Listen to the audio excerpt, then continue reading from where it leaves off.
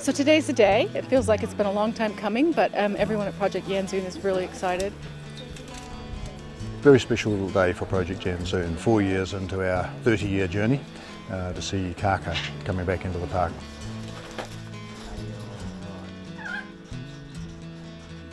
So these birds are all girls. They've come from 3 breeding aviaries in the deep south. So their journey started at the Tiana Wildlife Centre about 5 weeks ago. Okay, sit.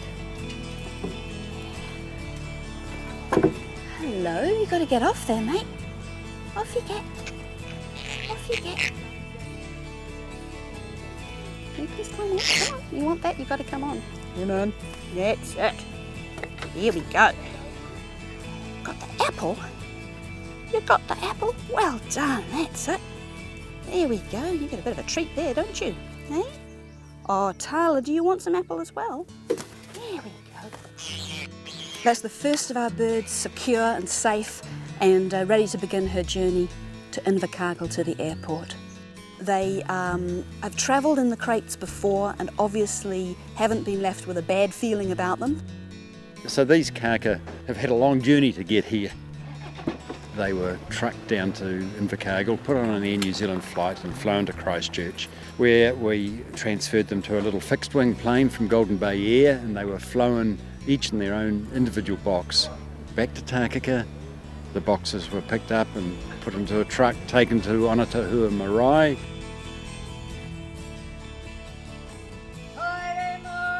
So for us here at the Marae, we're feeling quite emotional about it all.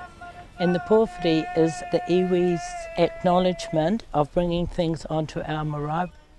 As the 3 iwi of mana whenua ki mōhua, we are receiving a taonga from the bottom of the South Island from an iwi called Muri Hiku. They're handing over the kaitiaki tanga to the local mana whenua ki mōhua, and we will be the ones that will take on the kaitiakitanga, or the guardianship. So on the Onatahua Marae in Golden Bay, we had a wonderful ceremony where the mana whenua ki mōhua people welcomed the birds, and it was really a very moving experience.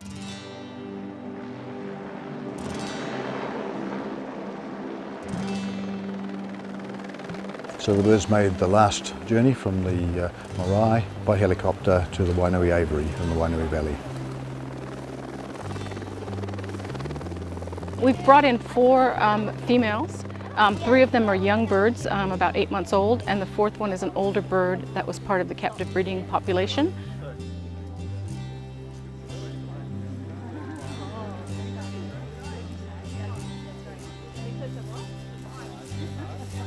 They look really good, and they don't seem any worse for wear from their long day of travel.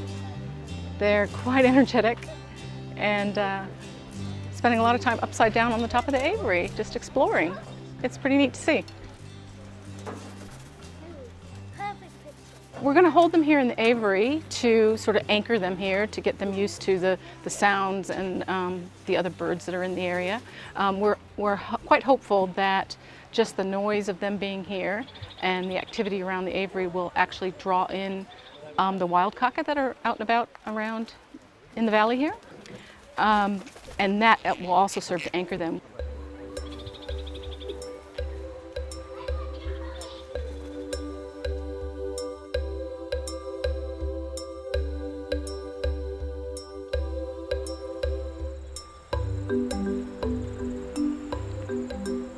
I'm chopping up some vegetables as extra for the birds.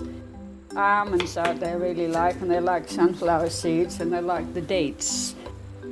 This is jam water that the Kaka really seem to like. They drink quite a bit of it. It goes in the aviary, and we've got special sort of feeders with a little ball bearing that they push the ball bearing and then the liquid comes out.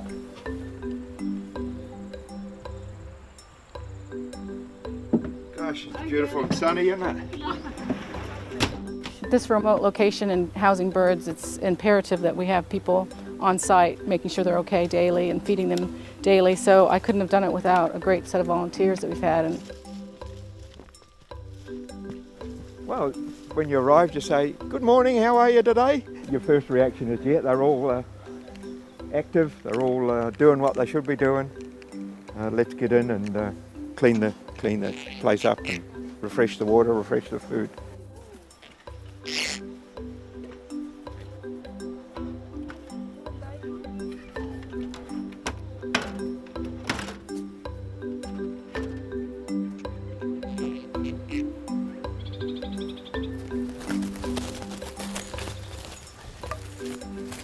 Do your work, Bill.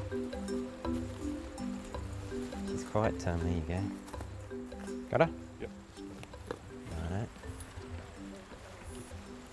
Okay, what I'm doing here is fitting a radio transmitter on, and that's going to allow us to track the birds once they're released. And it's quite important to get the fit right. These birds have got very powerful beaks, so Bill has to hang on. The point of doing the radio tracking is so that we know if the birds have stayed in the block or if they've disappeared, and also to know whether they're still alive or not, because it's not much use putting birds in and then just walking away without having some sort of monitoring. Yeah, right, that all looks good, Bill. Not too tight, sitting quite nice, so we can release her now. Cool.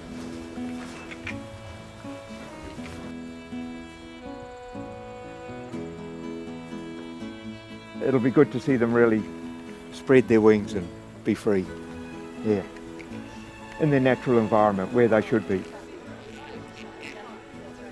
Well, we're going to open the hatch at the top of the aviary at the back there. We're not sure how keen they are to head out.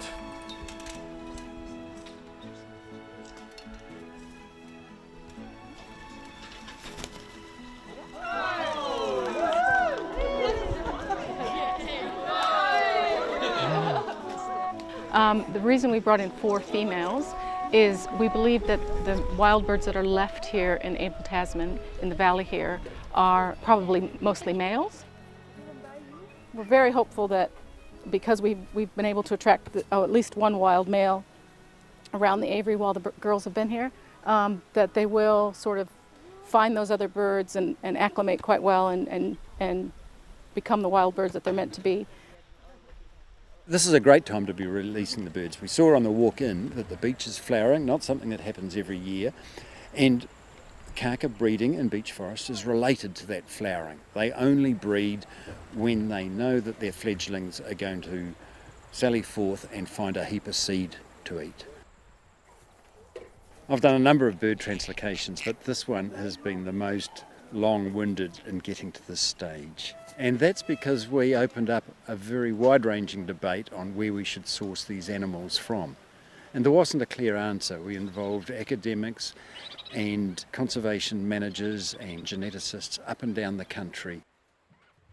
We've got a compromise solution here that satisfies most of those in that debate and is workable for us. We're only going to take birds from the South Island. We're going to take them from an existing captive pairs, so we'll be harvesting from those captively held pairs.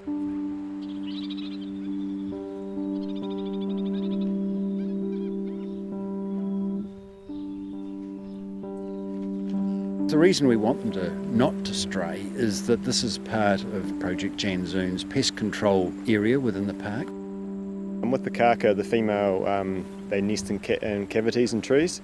And often that's just a one way in, one way out, and so they're quite vulnerable to a stoat coming in the front door. And if they're on a nest, they can take the female and often the eggs or the chicks that are in there. We've got a large network of trapping, over 15,000 hectares, and that's we're expanding that as we speak actually. And we've also used aerial 1080 when it's required.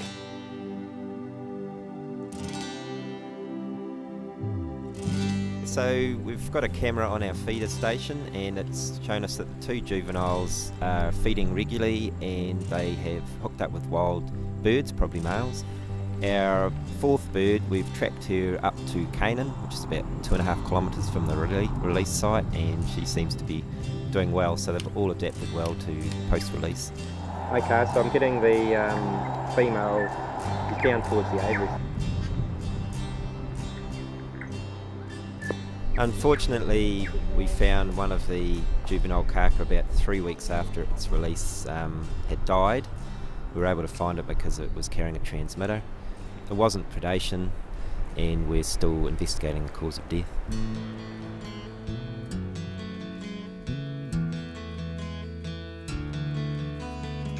So the captive breeding program on the South Island has already got birds breeding this year, and they've got chicks in captivity. So we do anticipate that there could be another release later this summer, but we will continue to release birds into the park until we feel that we've got an established breeding population here. People often see the Abel Tasman for the beaches and the sand and the sun, but we can bring the wildlife back into the park, which is what it should be all about as well. That'll be a really big thing. You see and you hear the smaller birds and some of the really obvious ones, like the bellbirds and the tui, but to have a big kaka close by, that's going to be pretty special. It means that you will come out on a walk in Abel Tasman National Park and you will hear and see kaka, and it'll be fabulous.